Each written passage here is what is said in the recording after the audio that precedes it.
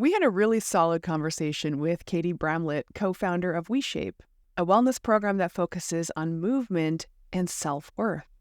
Self-worth, what an incredible niche to settle into. Katie has a really important tale to share of how she grew a very successful body transformation business and then totally pivoted away from that toward the self-worth space, and why this was a necessary integrity move for her that was hard, but worth it. Katie is a wellness industry veteran that you'll learn a lot from. Please enjoy. Hi, I'm Erin Power. And I'm Laura Rupsis. We're certified health coaches, and this is Health Coach Radio. This podcast is about the art, science, and business of health coaching. We share our insider tips to help you become a better coach and entrepreneur. And we interview expert guests to discover how they've made it in this growing field. It's time for health coaches to make an impact. It's time for Health Coach Radio. All right, Katie Bramlett, how are you? Great. Thank you so much for having me. We are excited to have you. We were just shooting the you-know-what before we hit record about what we think about certain aspects of diet and fitness culture. And you have a whole story, a whole origin story around the changes of your business that we would love to dig into, because I know health coaches listening, many of them feel the same way. So do you mind, I guess, just give us the backstory of who you are, like your origin story. And then, as you said, go through the history of what your business was and how it's transitioned. We are a technology-driven company that focuses on movement versus exercise. At home, only body weight exercises that are scalable in real time. So it's a little bit complicated on the back end, but for the customer, they just push play and they get what their body needs. But before we had WeShape, my co-founder and I had a very different, we were in the fitness industry, but we had a very different mission and a different company. We were a body transformation company before we started WeShape. And we helped many people with, exercise programs and diet programs and different types of, advice. And we did have a lot of people have significant body transformations. But what was really interesting about that is I never really saw somebody feel like full self-acceptance or self-worth at the end of that. And I think people, there was like a real letdown. It was like they'd either be really excited for a short time, but it would never last, or sort of that old part of themselves that didn't feel worthy would always show back up. And I started wondering, everything was going great. So I was a little bit nervous to rock the boat. Like, we had made the Inc. 500 3 times in a row. We were scaling the company. We had a great team, but I did eventually come in and say, I think we got to go a different direction. And it, in all honesty, was a very risky direction. I had a lot of people in this space say, ooh, you can't sell that. Like, that's not sexy to sell a feeling. Like, you want people to feel good in their body. You don't want to focus on transformation and weight loss. I'm like, no, I want people to throw their scales away. And they're like, oh, good luck with that. Right. Fortunately, we had an incredible team. And when I said, hey guys, we're making a pivot, they were all like, we're with you. So behind the scenes, it wasn't too bad of a transition into this new company. But essentially, I just discovered that like what we were providing on the exercise side was like really focused on calorie burning, ballistic movements, like no pain, no gain. Don't listen to what your body feedback is telling you, like just push through it. And on the social, emotional side, cultural side, it was feeding into this narrative that our culture says, if you look this way, you will feel worthy. If the scale says this, then you have value. And I was like, that's insane. Like, I cannot believe that so many of us, myself at the time included, is chasing a goal like that. That is not the end of that goal. We watched thousands of people have body transformations. It was not what they thought it was. And so we developed WeShape. We shut down that other company. We self-funded for a while. We're now taking investors, but we essentially are now focusing on this concept around movement versus exercise. And then that's like the physical side. And then we're also tackling the emotional, social piece of it as well, around like, why do we derive value from a scale? Like, why do we feel like we have to look a certain way in order to have self-acceptance or acceptance for others? And why are we chasing that? So yeah, we just decided to go a very different direction, and we are on that path now.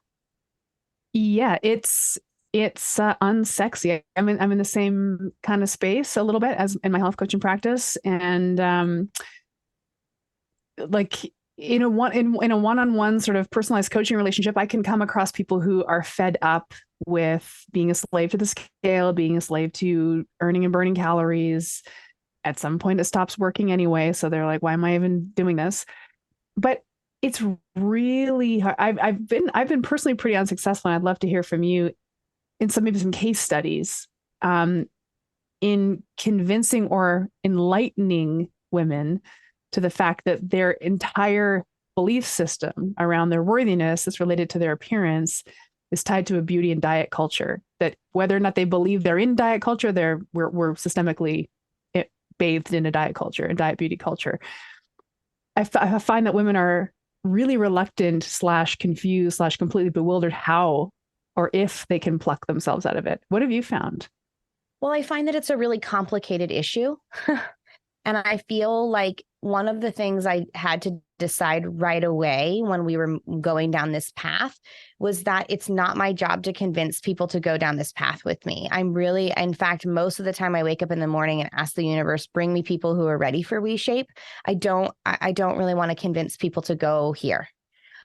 I also offer a lot of radical acceptance in the WeShape community because I feel like who's to say, like some people will come in and they're like, oh, we know you guys don't really believe in diets, but I'm on a diet and I lost 10 pounds. I'm like, that's good for you. Like if that is working for you and you're feeling good about yourself, it's not my job to direct you on a different path. And so a lot of it is acceptance. And when you're a part of a community, you have to think about, like, if you're not doing it the way that community is doing it, you're not welcome there. And that's not what we're doing here. We're saying, like, this is what we believe. We think that being a part of a diet culture and always being on a diet really isn't the best from what we've discovered for your emotional well-being. And we don't really feel like it helps the greater whole. But if that's working for you, it's not really my place to direct your life. And so I think that's another piece of it, right? Is just understanding that everyone is on their own path and it's really not my job to tell somebody what's right or wrong for themselves. We're just going to offer a platform of acceptance and offer resources and educational tools for a different perspective. Take it or leave it. It's a very coaching-centered point of view, right, Erin? Well, all of our worth has come from something that's external as it is, a scale, a social media, even, experts, right? And so my job here, in my opinion, is to provide people an excellent exercise product that really actually helps their body move better. And we can talk about that more in a minute. But on the emotional, psychological, social side, my job here is to help people come back to them and make decisions for themselves. So stop making decisions that you probably know deep down inside aren't good for you because somebody told you to do it. Mm-hmm. So I want to try to untangle that. And if people come to us and they can get one step closer to that this is my voice, not somebody else's voice, I would have felt like we were pretty successful there. Yeah. So it sounds like it's a very kind of client-centered coach framework. And when Primal Health Coach Institute launched our fitness program, that was something we really wanted to bring across, that there needs to be more coaching in the fitness realm. There's lots of people training.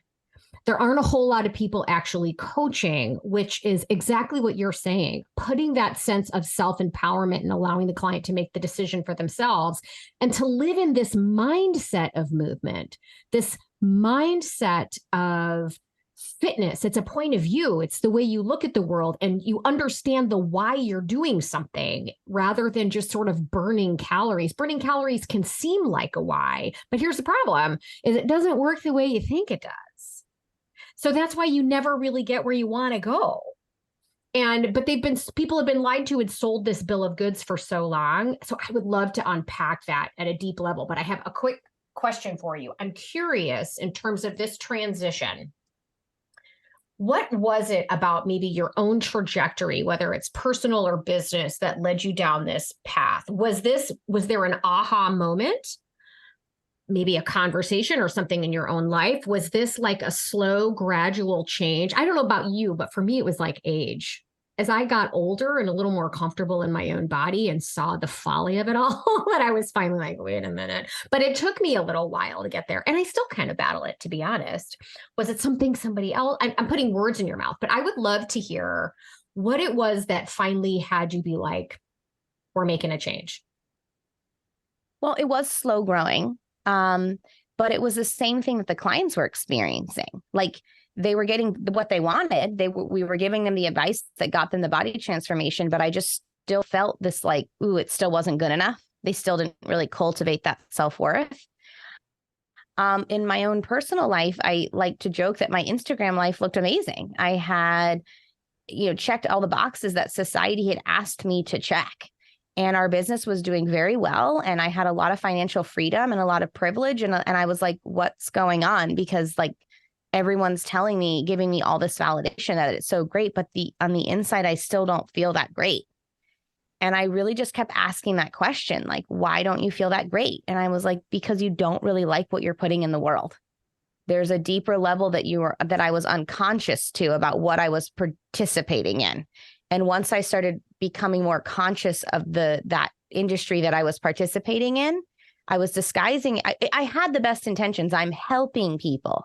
Right? I'm giving them nutrition and diet or exercise advice, but like, I wasn't really helping them. Like, maybe on some level they even thought that, but deep down something inside of me said, you're not really helping them. You're helping them like achieve something that maybe will be short-lived, but could you do better? And once I started answering those questions is when it all changed for me. So it was just my own experience of like, I have all the things in the world that I'm supposed to have, but I still don't feel great. And I think a lot of us can just ignore that. But unfortunately, for whatever reason, my brain was like, you're not allowed to ignore that. And I was like, oh no, I just want to like pretend everything's great because I was getting so much external validation for how great it was too. So I was like, you're going to go at this alone. If you do this is going to be. And then once I went to my partner and co-founder, he was like, well, it's actually funny. I've been really thinking about like, I just want to provide something that's extremely high quality, that's more centered on the human body and not so much like a fat exercise program. And then we went to the team and they were like, we're really in support of this movement. So I had to get the right people around me, and I had to really turn off the external out there, right? The other people in the industry who were like, oh, we know that's not going to convert on your funnel because you're not selling weight loss. You have to like dangle a carrot for someone that they're going to get something. I'm like, I don't want to do that anymore. So I had to ignore those voices, but I had to cultivate the right people around me to make the change. Nice. So I'm getting a story of integrity and authentic sort of expression of self, which we really do encourage coaches whenever we're having these conversations with coaches about getting started in the industry. We encourage them to craft something that feels extremely personal and important to them. So like this values-based mission sort of thing. And you're talking about, you were getting this external validation because everything was looking great on the surface, but sort of intrinsically it wasn't happening for you. And this intrinsic battle is actually what people in the weight loss or health consumers battle. We want to get into the size 4 jeans. That's an extrinsic motivator. That's what you uncovered, is that's a fleeting validation. Anything that comes from the intrinsic is what really lasts. Values-based decisions. This tracks for all humans, basically, whether you're a health entrepreneur, health consumer, anybody on planet Earth. We're operating from a place of values. It feels better. It works better. So we always encourage coaches to look at that. And, it's interesting that you say this, because I've been in my own business running ads lately, trying to just broaden my reach. So, and I've been coached that I have to sell the quick fix weight loss because no one's clicking on it if it's not what it says. And so I did at first, and my calendar lit up like a Christmas tree, and I hated it. I did. First of all, I felt out of integrity. Lose a pant size in as little as 6 weeks. Ugh. But that's what people click on. And secondly, I'm getting people on the phone now who think that's what they want. Yeah. And it's not even the people you want to serve. That's right. It's a mismatch, right? So interesting. I love that you've come, you came around to wanting to draw from your integrity and your authenticity and your intrinsic values-based motivations. I would love coaches. I guess what our advice here is start with that when you're going to business in this industry, and you'll just kind of always feel aligned. Yeah. And I felt like I was just giving myself permission to, not find that value and worth from somebody else. Right. I think as a women, especially in a more, in the fitness industry, there's a lot of male dominant, nature in the fitness industry, and that's fine.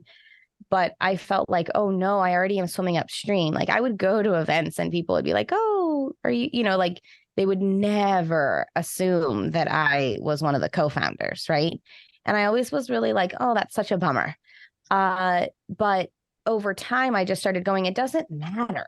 Like, it just doesn't matter. Just do what you want anyway, despite what everyone else says is the way. And, I heard this study one time on that always, I think about this. I don't know why I think about this like all the time, but there was like a study on how many different ways there were to do the dishes, right? Like you could do it one way, I could do it one way, someone else.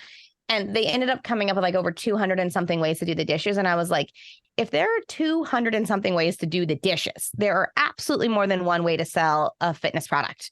And I don't have to it's like just that reminder to me that like, yeah, you could do it that way that they want, that everyone says is the way, but you're not going to feel that great inside. So do you want the external validation that lasts for a second, or do you want the long-term gratification and knowing you're following your own path? And in the beginning, that's harder. But the long-term benefit is much greater, right? Yeah, I think where maybe health entrepreneurs get tripped up is in worrying that they're shrinking their audience now. But the thing is, we don't need an enormous audience, right? So maybe you have higher quality customers. Maybe you have better retention as a result of that strategy. Bigger doesn't mean better. That's right. 100%. But impact. No. Yeah. Yeah. It's funny when you see, I don't know, because we're in this field, we see these ads all the time. And so I'm going to play a little devil's advocate, mostly because I don't know the answer. And I'd love your take on this. Let's say you're a new coach entering into the marketplace and no one knows who the hell you are. How do you go to market with a story that no one's buying versus going out, giving people a little bit of what they want, and then once they're in, giving them what they actually need? I think it's a harder balance to do it that. And I don't know the right way. And honestly, I feel blessed when I was on my own road because I didn't feel as though I had to make this work in 6 months. I had another job. I was doing this as a side hustle. I didn't need it to become this 6-figure success overnight in the first year. I was able to just build it the way I wanted to build it, having the conversations I wanted to have, because it wasn't like, if I don't get this to work in the first 12 months, I'm out of money, So I feel fortunate that I was able to build that on the side. And it's something Erin and I talk about a lot of time to our coaches. Dude, don't quit your day job yet. Get your foundation in place, build a bridge, have a plan, like all that stuff. But, if I were a new coach coming to market today and looking to try to build it on Instagram or social media or what have you, it seems anyway to be a harder road trying to sell someone what they need because they don't know it's what they need. What they want is something else. And how do you change that mindset? Have you thought about that at all? Or do you find it actually harder the other way around, coming from one brand and switching to another? Oh no, it was easier the other way. Mm-hmm. And I have the bank account to show that. Yeah. It was much easier the other way. The irony of that, though, was there was no financial concern ever before. And I was a little bit miserable inside. And now we're like, okay, like hopefully the investor that committed is coming through. Like it is the most stressful time financially that we've experienced in years. And I have a way deeper sense of peace on the inside. So pick your battle, I guess, right? Mm-hmm. Like I'm picking this battle. Because if it doesn't work out, I know that I was supposed to do that for that period of time for whatever reason. And I'm leaving with my integrity and money comes and goes. So I'm not a big of a fan as attaching so much to the financial reward. Usually, in my opinion, you get one strong intention and you got to have decisions trickle from that intention. So if your intention is profit, you can go down that path. Mm-hmm. You can make a lot of money online in the fitness industry, and I can give you all the tips and tools to do that. But if your path is like, I want to serve, I want to help, I want to offer somebody something that would really impact their life in a long-term, meaningful way, then some of the quick fixes aren't going to happen. And it's going to take a little longer. It's probably going to be more financially stressful. And I probably would follow your advice at not quitting your day job right away. You know, even on our content strategy side, like it's taken us a couple years to build an audience on YouTube. And we had like a really skilled expert team who was running the other content side of things in the old business. And it just takes time. We are so trapped in make it happen now. I'm uncomfortable. Make this feeling go away. And for a long time, when we were in the beginning of getting our funding, oh man, the amount of meetings that I had with my co-founder and CFO. I'm sorry, Mike, I got to share the story. Our CFO, he would come into meetings sweating and I'd be like, oh, poor Mike, like, oh no. And then I'm like, oh no, poor me. What is he going to tell me? And I started realizing that we were having these meetings every month and like, he is very risk adverse. That's his job. Mm-hmm. And he also has been with us the whole journey of when there was a lot of financial success. So he doesn't like this direction of financial risk for us. He's like, well, we're going back. He like in his mind, it's like backwards, right? And I started realizing that like I was just going to be eaten alive with the stress of that if I just didn't start saying, maybe I don't need to fix this right now. Continue your effort, but don't get eaten alive by this stress. Like it's money comes and goes and like you're safe today. Like stop freaking out. And so it was because I wanted that feeling to go away so bad. And the feeling's still there and it creeps in and we're still like, oh, is that investor coming through? And we have like, okay, we're putting, you know, when you're a startup company, you have limited resources, limited time, and limited people. So you have to have strategic bets every week, every quarter, every month that say, we think this is the best use of that limited time, limited money, and limited people. And you might be wrong. And you just have to be okay with it. Like the feeling isn't going to go away overnight. So I'm just kind of learning how to be in it.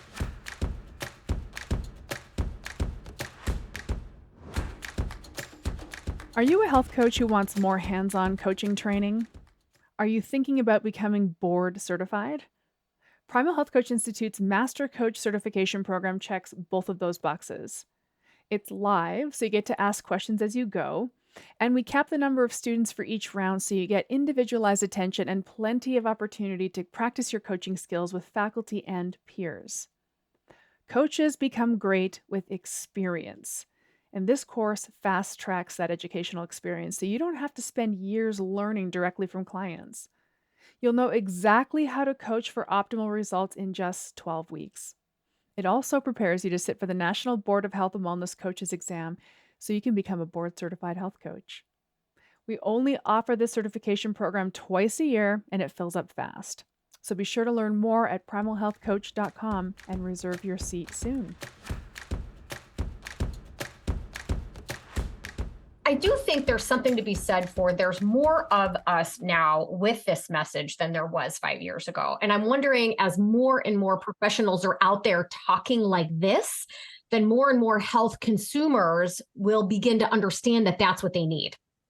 The more of us that are out there saying, I know you think that way works, but there's a reason why you've been on a new diet every year for the last 20 years. Right? There's a reason. So it might work temporarily. It doesn't work long too. There is a better way.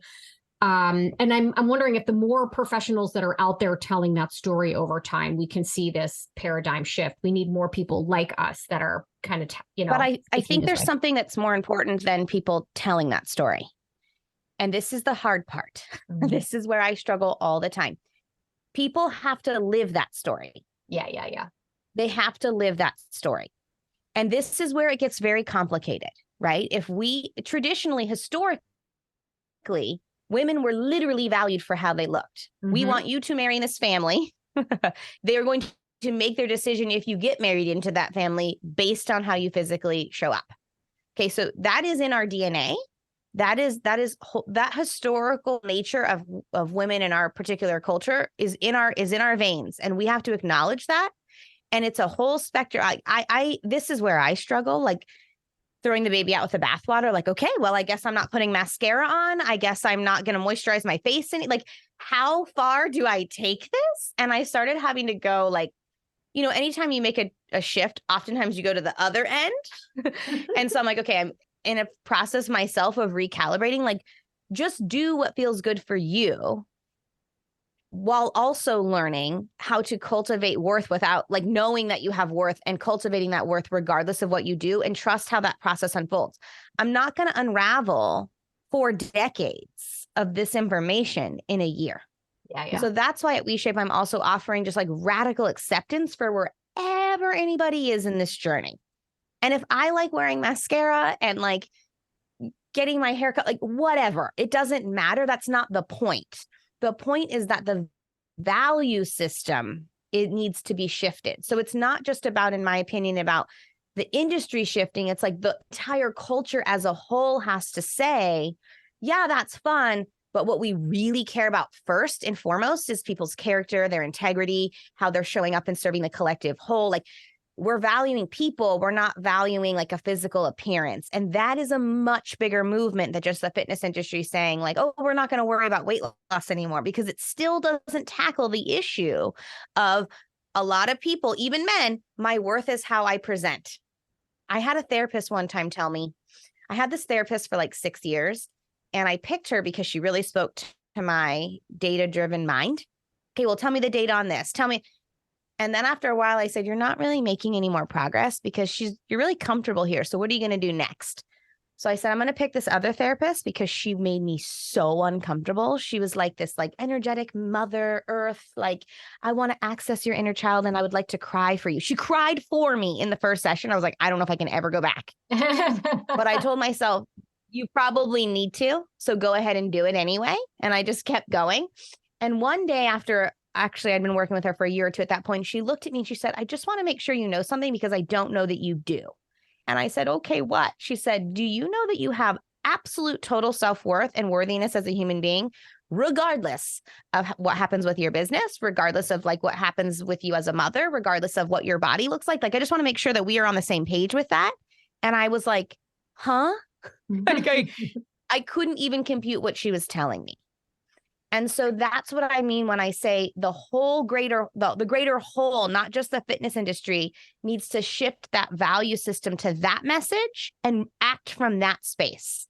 So it's not about go through, you can't wear, it's like, if you want to wear makeup, great. If you don't, great. It's about acceptance, but it's about a common understanding that we're all connected. We all desire to feel loved and seen and valued.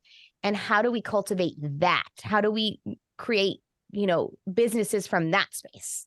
It's a very different, it reaches beyond the fitness industry. Mm-hmm. It does. Yeah. I mean, this is a systemic issue and generations deep, as you've pointed out.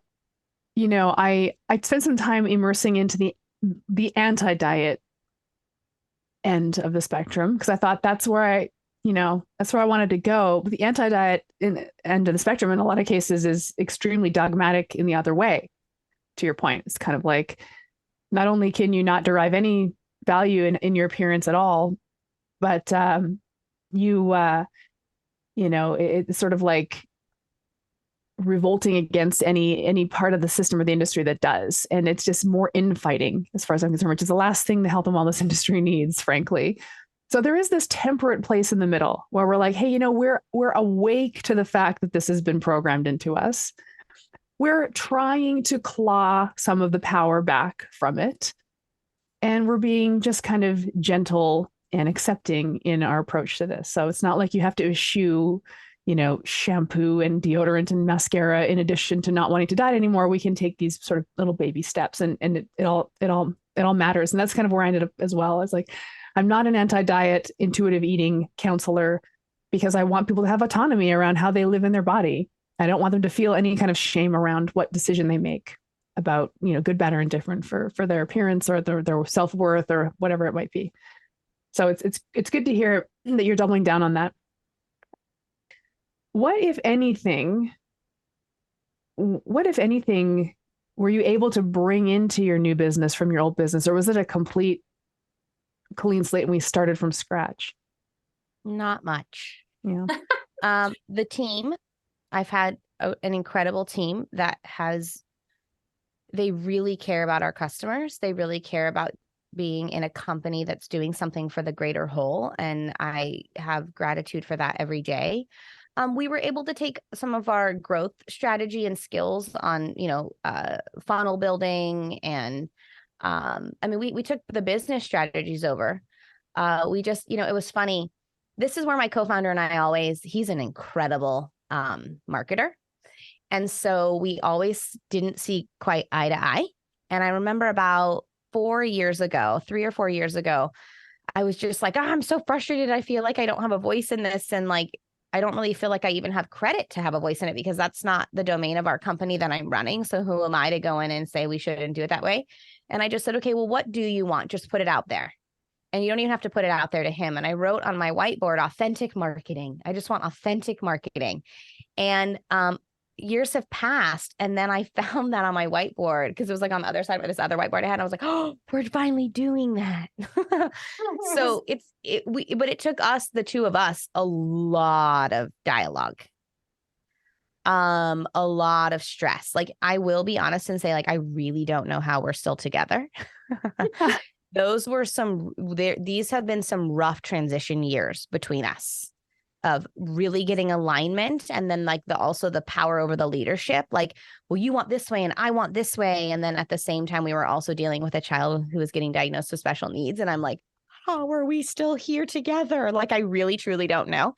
Well, actually, we have had a lot of therapy, but my point is that it really didn't shift until we said, what you can offer is amazing and what I can offer is amazing. And we don't have to choose between those two. So my partner and co-founder is an incredible growth strategist. He's like, can really see the how that picture should really play out. And he has phenomenal strategy around it. And I've never also met anyone who understands the human body in the way that he does. He is an incredible movement expert. And he really has helped a lot of people who are in a lot of pain feel better in their body. Mm-hmm. So I really have just honed in on those expertise, and we've really had to come to an agreement in the business where I'm like, these are the domains that you are an expert in, that you shine, that are your natural ability. And these are the ones that are mine. And we need to offer each other grace and space and kindness and support in that. So like, if you come to me and you're kind of crossing over in my domain, I'll listen to your opinion, but I need to have complete autonomy in what I'm doing. And ever since we have kind of made those deals, the business partnership has completely transformed. And I feel like we really can offer the customer a full spectrum of needs that need to be met. Mm-hmm. So yeah, I kind of went off on a tangent there, but it is not much came over from the other business other than some of our business skills, our tenacity. We're very tenacious people who will just make anything happen. And but philosophically, not much. Yeah. But it sounds like when you came forward and said, I want something to change, and he was on board with that there was something in him too, that was like, on the movement side, yes. Better. Okay. On the movement side, yes. Okay. He is like, those people that they like read the study and then they just like retain all that data. And then they're just like, well, 10%. And you're like, okay, whoa, he's that person. So he had a lot of evidence-based science that was like, no, I like the diet advice we're giving. And I'm like, oh, it's so much deeper than that. So we didn't really see eye to eye. Oh. We had the support of the team, and he really wanted to focus on movement. He was like, this is not a matter of if people are going to get an injury and have pain in their life. It's a matter of when. And we have just ruined the fitness industry with our advice around exercise. And like, we need to change that. So he was very on board there, but we did have to have a lot of discussions, but we've come a long way. Yesterday he came to me and goes, oh, I heard about a new study. I said, what's that? He goes, oh, well, they used to think that they forever we've thought that sugar is the main culprit for diabetes. And now they're discovering it might be something different, like trans fat. And I'm like, and 15 or 20 more years, it will be something different. Like, I'm like, can we acknowledge that science is here to serve us today, but it may not serve us in 10 years? So like, we cannot become attached to every little detail that we know. Like, much of what we know today in nutrition isn't really what we knew 100 years ago, which then tells us it probably won't be much of what we know in 100 years from now. And in the age of information, you can basically Google anything to support any idea that you want. Yes. So I'm not discrediting the information. That information is important. But I told him what I'd like to do is just shift the intention of the focus and let people decide what that path is for themselves, not be the expert of that domain. I'm not interested in giving people diet advice ever again. I just want people to like get a workout program that's rooted in movement that makes them feel better and address the self-worth. Because if I had a choice to address diet or self-worth, the fruit of our labor will go so much further when we address self-worth. That will be such a better long-term outcome for the customer than if I give them diet advice now that I'm attached to and that will change in 5 years. So not saying that some of that advice doesn't apply, but if I only get to spend my time on a couple things, I'm spending my time on movement and self-worth. Well, and don't you think when you truly value something or someone and truly love them, that you take better care of them? You're going to be less likely to put a bunch of garbage in if you're truly like, I have much more self-worth and I'm worthy here. And because of this, I want to nourish my body. And every once in a while, if I want ice cream or donuts, I'm going to have it. But for the most part, I want my body to feel good, right? It's what Erin was saying about intrinsic versus extrinsic motivation. And I think Dr. Vygotsky was the psychologist who did the research on intrinsic versus extrinsic. And I always remember that about that, the difference between that. And so how self-worth and cultivating that for yourself is intrinsic, and it will inspire you. You won't have to work to want to take care of yourself. And the funny thing is, the person that I am 3 years ago versus the person that I am today, the person 3 years ago was like, oh, it's your workout day. Don't forget. The person that I am today, I'm like, oh my gosh, like my body feels like it needs something. What does it need? And so like, that's the other thing that has fascinated me is when people come into our community, they're like, tell me what I need. And I'm like, you tell me what you need. And I'm like, oh no, we are a culture obsessed with having people answer that question for us. And we have no practice in that. And it's going to probably still take me many more years, but I have been practicing that. What do you need right now? Did you sleep? Do you need more hydration? Does your body need a specific food that like, do you need movement? Do you need connection with a friend? Like, we're just so ready to take the advice of somebody else before we even check in to tell us like what we think we need. Mm-hmm. And so, yeah, it's an important thing to consider, I think. It is very big. I would like to talk about movement and self-worth. I'd like to start with self-worth because I want to know how you're, what's the word? Teaching, nurturing, encouraging. Is there some curriculum? How is this facilitated in your program? So when people come in, when they join WeShape, we give them a login. They can access a workout whenever they want. That's, for them with the scalability. And then we do offer daily Zoom calls throughout the week where people can just check in with one another. We have a podcast that comes out once a week where we bring on to talk about, various topics. We've been more broad with the experts, like, oh, tell us about toxic weight loss culture, or tell us about this. As we move into this fourth quarter, I'm going to test out a series around like more specific things, like answering really like particular questions, like how do you cultivate self-worth? What does self-esteem really mean? And how do you work on self-esteem? Topics like that. So we have like a podcast that's used as an educational resource where they can access different experts who have different opinions, a lot of different opinions than what we're used to in the fitness industry. And then we have a weekly Zoom call that's a podcast discussion group where we're just talking about what we've heard. And then we have a couple calls a week that are just community-based calls where people check in, and a couple calls a week where we have people check in with either my co-founder, Tyler, or a physical therapist that works with us to answer more movement-related questions. So this is our first stab at like, how do we get this information out there? How do we cultivate community without preaching at people? Like, this is what you should do. It's more like, oh, look at this resource we stumbled upon. How do we have a deeper connection and understanding and, conversation around it? And what I have found is that this is why I'm asking the universe, like, bring me people who are ready for WeShape, is that if people are open and ready, there's less that I need to really do other than like, say, do you want to talk about this? Or what about this topic? Or it kind of can naturally, progressively unfold as long as people are willing to have an open mind and as long as people acknowledge, hey, the way that I did it before actually didn't really deeply serve me, and I am interested in another way, that oftentimes in itself is enough to go down a path of being open to other information and seeing how that serves you. So this is sort of the start of how we're doing that. The future of WeShape, I mean, I really hope to have at a more scaled level, like expert panels like on our board or on staff, where we are really taking an even deeper dive into the psychological side of how to cultivate more self-worth and how to offer people maybe more of like an actual program or more of a structured format. But for now, it's mostly providing educational resources and having conversations around it. So those educational resources, are they part of these live conversations, or are they videos? Okay. Like we'll release an episode of the podcast every Wednesday, and then the following Tuesday, so 6 days later, we have a podcast discussion group. So I host that call with one of the co-hosts of the podcast, and we come on and we say, what did you guys think about that episode? Like, this was shocking, or I didn't know that she meant that. Or like we have like a more in-depth discussion about topic related podcasts that we have. And then we also just have community calls where sometimes these topics come up. We've also hosted various series. Like we hosted a series with Dr. Lisa Folden. She's like a physical therapist, but she also is like an incredible resource for understanding the pitfalls of toxic weight loss culture. So we did a series on like how to break up with toxic diet culture.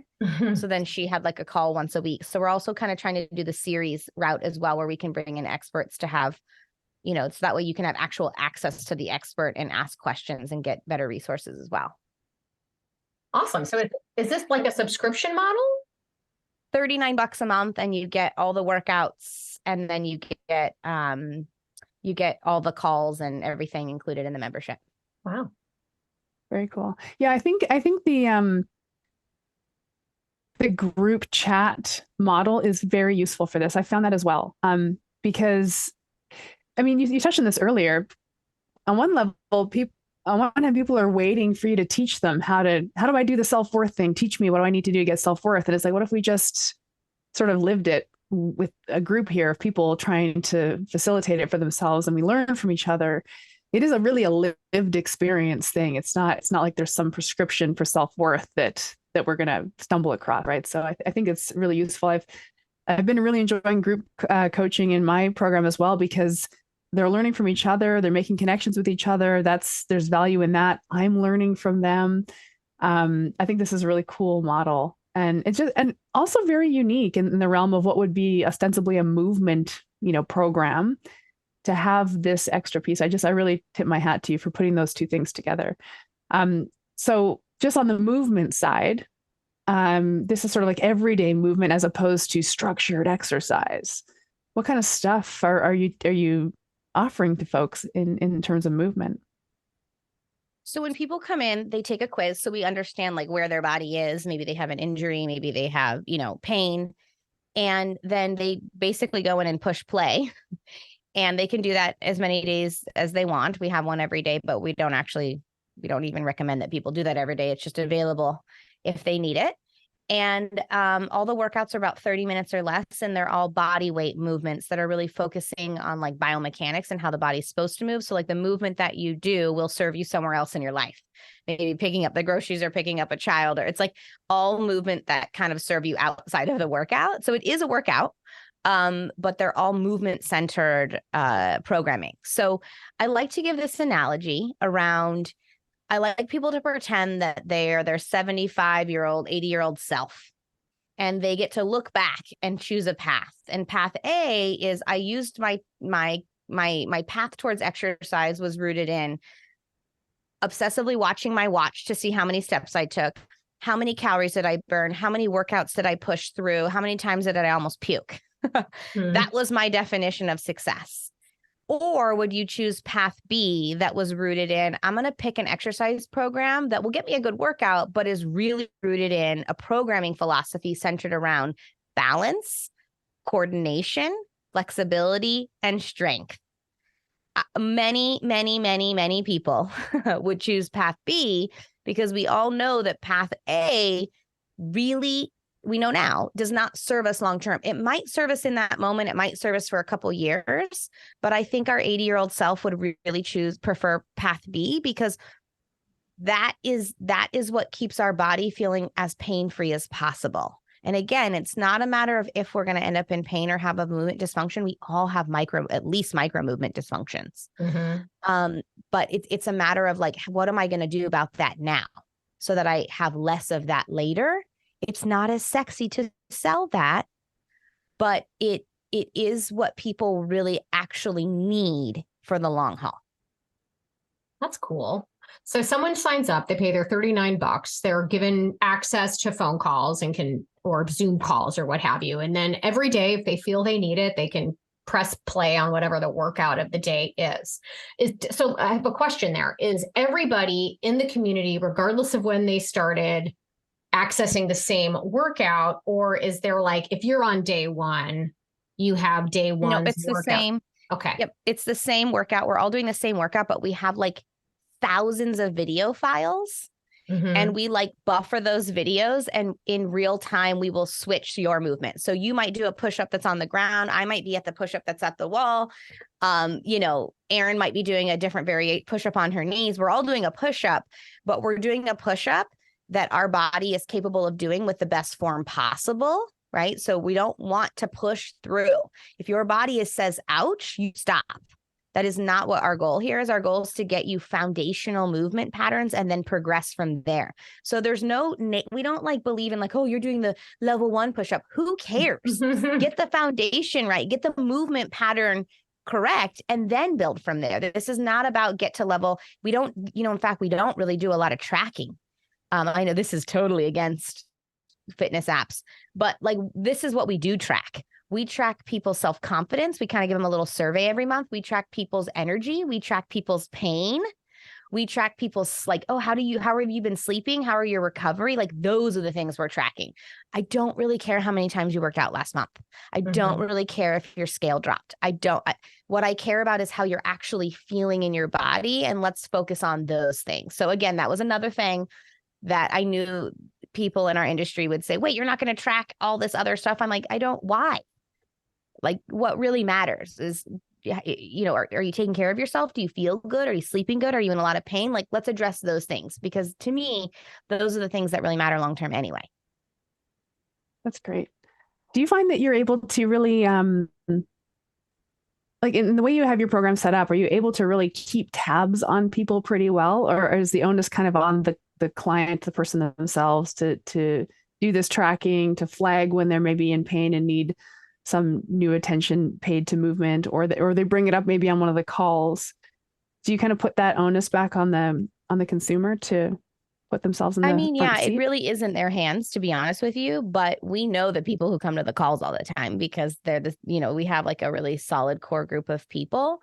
I mean, again, we're a startup company. This is like our MVP. Like, we don't even, you know what I mean? Like, this is just like the first iteration of what we're really trying to do. So the long-term play here from a technical perspective could be partnering people with, support networks and having specialized smaller Zoom calls. That's one of the things I really want to do, is where like you're put into a group of like 10 or less, and you guys have your own calls 3 times a week. And you're really creating like, you're part of this bigger community, but then you also have an opportunity to get into a smaller community where you're making deeper connections. So yeah, so right now it's, in the startup phases, but a lot of it does rely on the user. But at the same time, we know a lot of the people. I mean, if you come to my call every week, I'm going to remember that you were there. So are you right now, who's kind of running it? Are you and your partner running most of it? Do you have coaches that were on the team before that are kind of handling? Because it sounds like there's a lot of call opportunities. Yeah, we have about 5 calls a week, but that's one call a day, Monday through Friday. But as the membership base, we only have about 2,700 members right now. So as the membership base grows, the calls are scalable. Like, we just need to hire more coaches. So Tyler, my co-founder, leads one of the movement calls. Dr. Lisa Folden, the physical therapist, leads the other one. Myself and Nina, who's the co-host of the podcast, lead the podcast call. And then we have an incredible team member named Kason, who's just like the most emotionally supportive, kindest person you've ever met. She leads the support calls. So we all have capacity to lead a couple more of those calls. And we also have the possibility of bringing in additional coaches to scale that as well. So we have a team of people who are leading them. Yeah.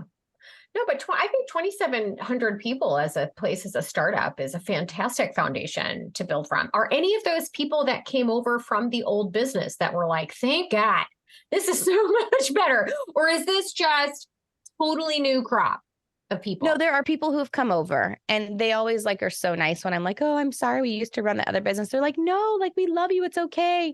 I'm probably more hard on myself, but no, we have people who have come over for sure. And yeah, 2,700 is a great start. I mean, given the fact that how technical behind the scenes is with having to have thousands of video files that we're buffering in real time to create this real time scalability, because if you're doing the push-up, for instance, and you're like, ouch, my shoulder's kind of bothering me, you just push scale down, and then the next round, they give you the easier variation of it in real time. So, it's a technology-driven product. So that usually means that's more expensive on the operational side. So 2,700 members is great. But in all honesty, on the business side, we need about 6,500 to 7,000 members to cover operational costs. Okay. All right. Well, people need to find you then. Where can people kind of check you out and find out more and give it a shot? Tell us a little bit about, I'm sure you have a website and all that, but is there also places where you guys people can follow you and get to know you a little bit and check things out? Yeah. So I actually have a link for your listeners. If they want a 2-week free trial at WeShape, they can go to WeShape.com/health coach radio. So WeShape.com/health coach radio. And then we have 2 social handles. We have at WeShape. All of that content is movement related. And then we have at WeShape podcast, and all of that content is more related to the psychological and emotional impact of the fitness industry and weight loss and all of that. So you can go check us out on any social channel as well. I love it. Yeah, I mean, I could see a lot of health coaches for whom exercise, or they're interested and they know it's important. So they have conversations around it, but they don't view themselves as a professional in this space. And being able to find some sort of supportive alternative that's affordable would be fantastic. And being clients, especially when sort of a target audience of people that tend to not move well anyway, because they're just health-wise might not be in the best place. So I love this as a potential solution and resource that health coaches can use for their clients. Yeah. So, I mean, one of the things we're actually doing in Q4 is we're running a test pilot on partnering with a physical therapy clinic, because a lot of people leave physical therapy and they're like, well, now what? And so our product actually serves anyone who's even we serve clients who are all the way even in bed. And they need the most foundational movement patterns all the way, this most scaled version that you could scale up to a professional athlete could benefit from. So we really can serve that spectrum of people and capabilities. So we're going to do a test pilot with a physical therapy practice to see if this is a great next step for people getting discharged from physical therapy that's affordable. Awesome. Well, this was fabulous. Thank you so much.